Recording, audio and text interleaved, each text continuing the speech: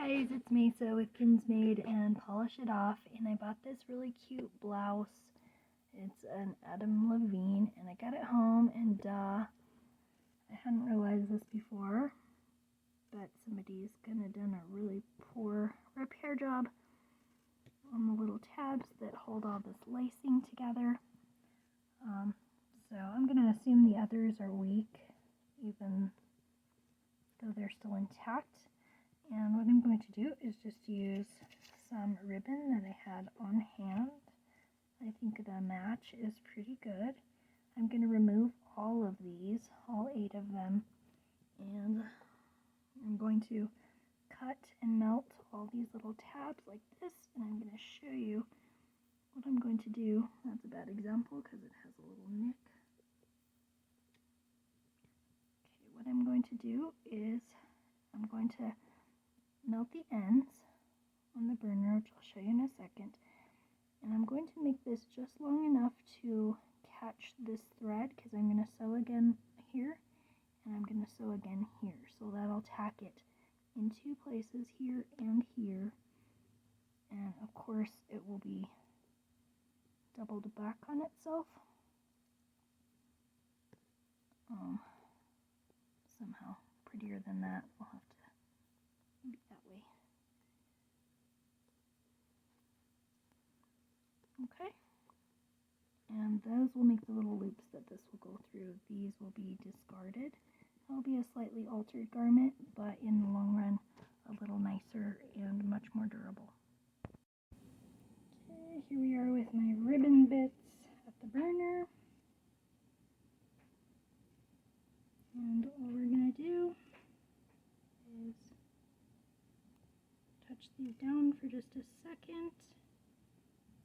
This is a medium heat, and the end seals up quite nicely. You can see that little glossiness.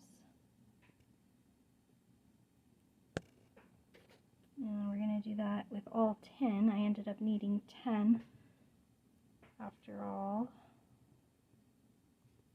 So that's all we're going to do.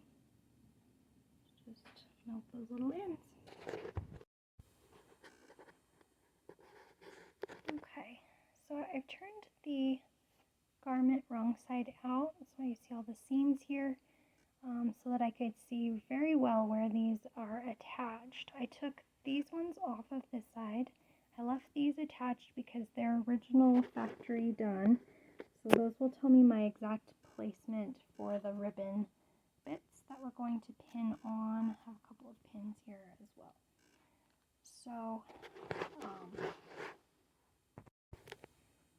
what I'm actually going to do is, we know this is like a V neckline, but I'm going to go ahead and collapse the V onto itself.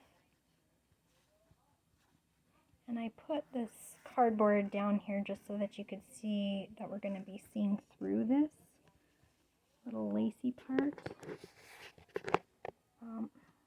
So by closing this up, making sure that here at the bottom, here where this joins, we start there and ease this up together.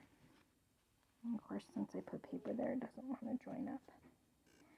So anyway, but that is going to give us placement of our little ribbon. And then the other thing we're going to have to be mindful of, so these are going to fold down over themselves, and I'm going to put them side by side instead of doubling them up like this. I'm going to put them side by side to make it smoother against your chest. Oops, I'm putting this in the wrong place. So it's going to go across corresponding, but I'm also going to have to be careful not to go where the ribbon is sticking out here. So my stitch line will be right at the edge of my nail right here. That's where my stitch line will be at the back, and then I'll have another stitch line right here at the front, where I'll also tack it, and then we'll have still be left over with this little loop. We'll still have this little loop to thread through our what was originally there to lace this blouse up at the neckline. So I have a couple of pins here. I'm not a person that does a lot of pinning, but I did want to just show you how I'm going to pin them on. I'll pause the video and do that. I'll just show you how it's finished up. Okay, so here you can see how I've pinned them. Just with the ribbon side by side. I'm going to make sure as I go up to make sure that these slant back in the same direction, each one. And then when I finish those, I'll finish clipping off all of this part. I wish I had a seam ripper. I've just been using, just getting in here really tightly and trimming away the threads that are holding this on. Being careful not to cut the lace, but I am able to cut into this because these are going to be discarded. So that's how I removed those. That step will still have to be done. And then I'll have 2 little rows of 5 on each side of the little ribbon tabs, and then we'll lace it up together. Okay. So here are my loops. Let's see if the camera's gonna find me. There we go. So you can see that I've sewn down my loops here to my bottom loop, and then I've also sewed a second line, so they'll be reinforced here and reinforced here. Remember, I did go ahead and bar tack this because it looked like a weak spot, just to kind of fortify that for wearing. So it's the wrong side out. I'm going to flip it right side out and then we'll lace it up. Okay. So here we are, all laced up, good as new.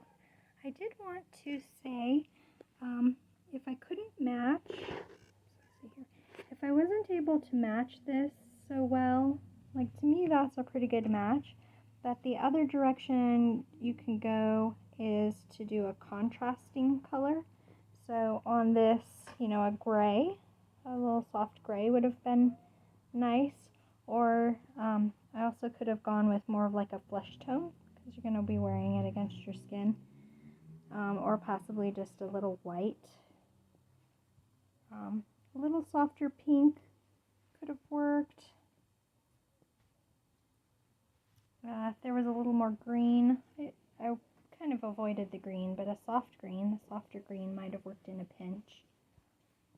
But you can always, if you can't match pretty well, then I did get really fussy matching my thread because I was actually sewing right onto this